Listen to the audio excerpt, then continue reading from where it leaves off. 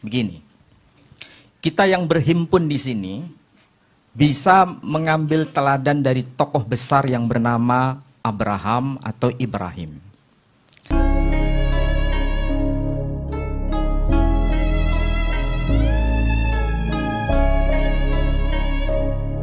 Waktu dan tempat kamu persilahkan.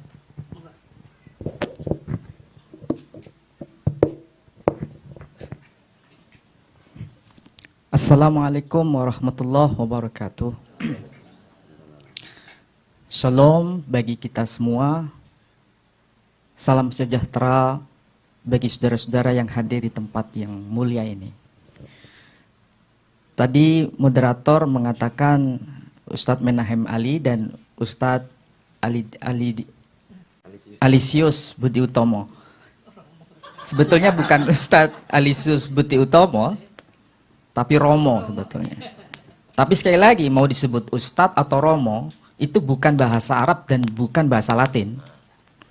Ustadz itu bahasa Parsi, artinya guru. Romo itu seorang yang bisa mengemban.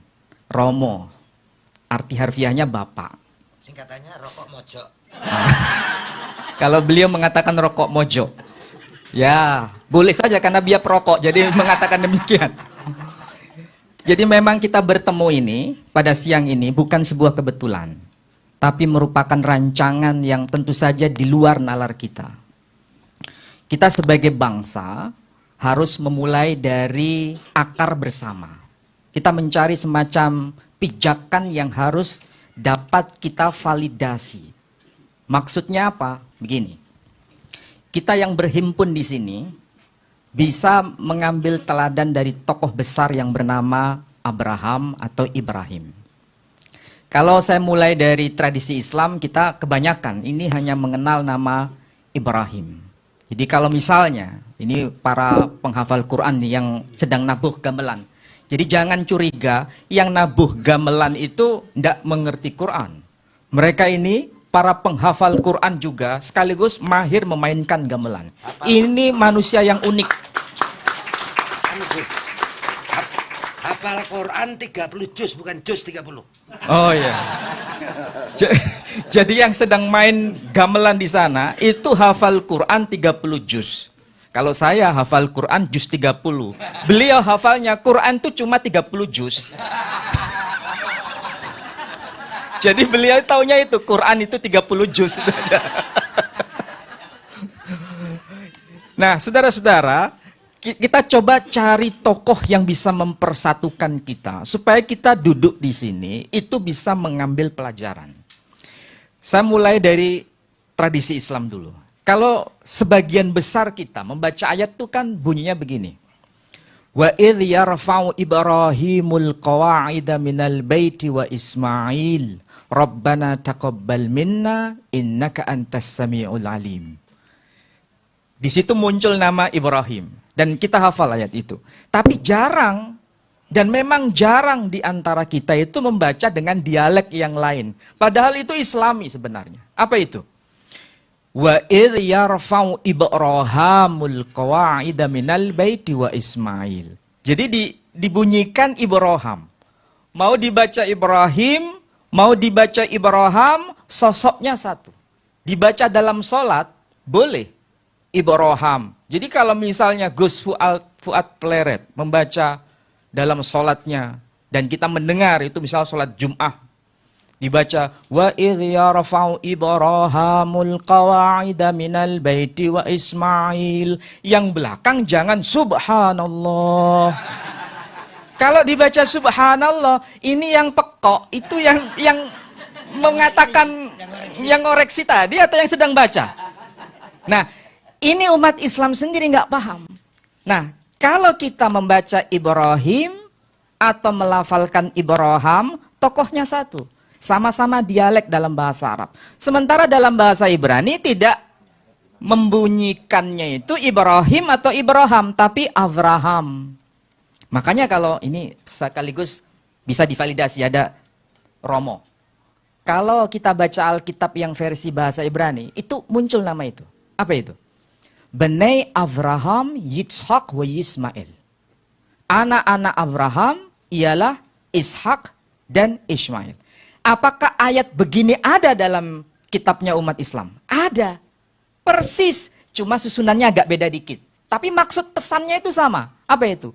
Alhamdulillahilladzi wahabali alal kibari Ismaila wa Ishaqa inna rabbi lasami'ud du'a. Segala puji bagi Allah yang menganugerahkan kepadaku di masa yang sangat tua, yakni Ismail dan Ishak. Sesungguhnya Tuhanku maha mendengar atas doa yang dipanjatkan. Jadi inti pesannya itu bisa ditarik benang merah antara tradisi Kristiani, Katolik, Islam, di situ ketemu. Jangan kaget di antara kita. Ternyata tokoh Abraham ini atau Ibrahim bukan milik eksklusif tradisi Timur Tengah ternyata. Tapi juga bagian dari tradisi Arya, tradisi India. Cuma cara penyebutannya ini memang agak berbeda pelafalannya. Kalau Islam misalnya, Ibrahim, Ibrahim. Kalau tradisi Kristiani atau Yahudi atau Katolik menyebutnya Abraham atau Abram. Sementara tradisi Hindu menyebutnya Abhiram. Tokoh selanjutnya setelah menyebut Abhiram, Puter Terahan, Puter Nahoran. Sementara tradisi Islam menyebutnya Ibrahim bin Tari bin Nahur. Tradisi Yahudi, karena Ibrani, atau tradisi Kristen basisnya bahasa Ibrani, Abraham bin Terah bin Nahor. Itu kalau ke atas nyambung semua itu. Misalnya, Yishmael atau Yitzhak, ben Abraham, ben Terah, ben Nahor, ben Seruk, ben Ra'u, ben Pelek, ben Ever, ben Shela, ben Arpakshad, ben Shem, ben Noah. Tapi bukan Ben Peter Pan ya. Ben itu kalau bahasa Arabnya bin. Kalau bahasa Sanskritnya itu menyebut puter. Makanya disebut puter terahan. Terahan bahasa Sanskrit. Tarih bahasa Arab. Terah bahasa Ibrani. Ketemu itu induknya. Jadi dari sini kita punya kearifan. Memang Tuhan yang disembah itu, yang diajarkan Tuhan sendiri kepada manusia generasi awal, itu memang ya itu saja, nggak ada yang lain. Jadi sebetulnya itu.